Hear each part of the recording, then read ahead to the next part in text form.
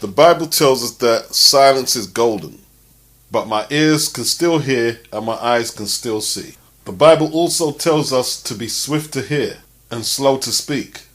You see, what you don't understand, thief, what you did was what my people deal with all the time. The next piece is a little inaudible.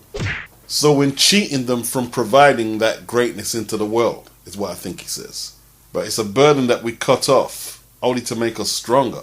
So in the first fight, when Ricky Hatton was pulling down on your gloves to put your fist in the improper position, y'all tried the same method in the second fight, but this time you scratched flesh out of my ear, which caused my ear to bleed.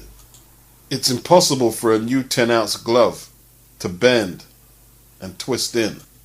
Once again, the next bit is a bit inaudible. Does he say to have a switched in thumb and to have no space? Or it could have been, or to have new space. I highly believe you put something hard in your glove.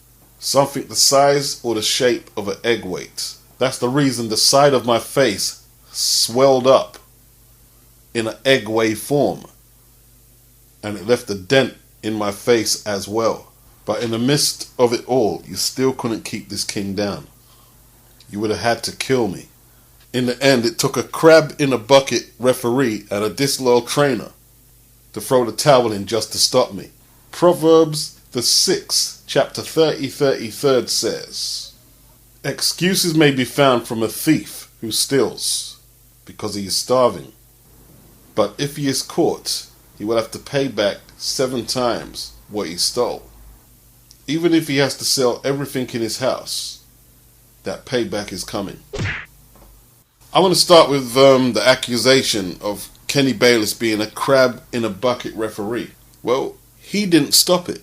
Your cornerman stopped it, Mark Breland. When the designated man in your corner, when they throw the towel in, the referee has no choice to stop it. So saying that Kenny Bayless was in on the conspiracy by calling him a crab-in-the-bucket referee is crazy. Also, this fight is nearly 10 months ago. If you really believe this, and you have the financial capability, I would assume, and you believe this is concrete evidence, hire a solicitor and take the bastard to court if he's this cheating son of a bitch like you're saying. Or just take your L. I guess the reply to what I just said there is that, oh well, I got no chance in court because I'm black and Fury's white. Well, what's the point gaining all this wealth if you can't even attempt to bring the wrong to justice as a black man? Another point is, why didn't he just get rid of Breland after the fight? Why did you wait all them months? That's because of the backlash Team Wilder received when they tried to dump it all on Breland's doorstep, and initially they did get rid of him, then they reinstated him. Another thing is, why is he getting all brave to come out making videos now the expiry date on the third fight with Fury has ran its course? Now, I've got a video in the description box that I made.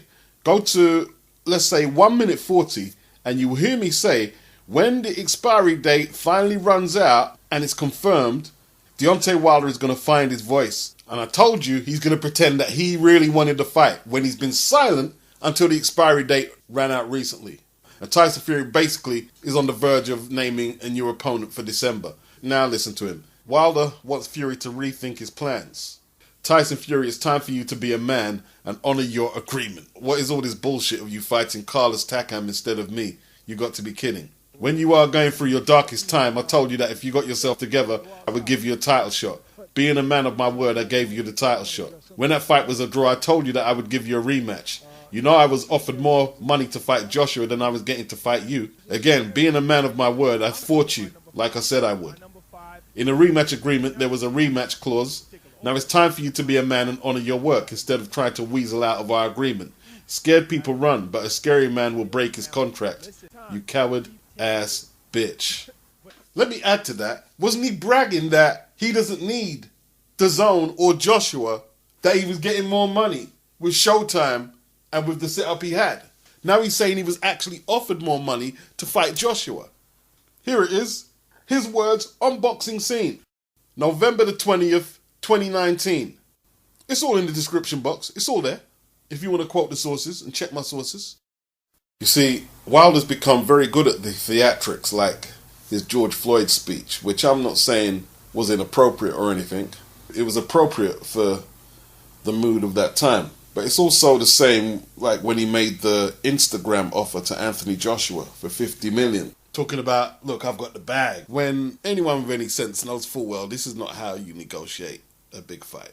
A 24-hour deal, no meeting, no sit down and talk, just take the offer, you know. So we've seen the theatrics already.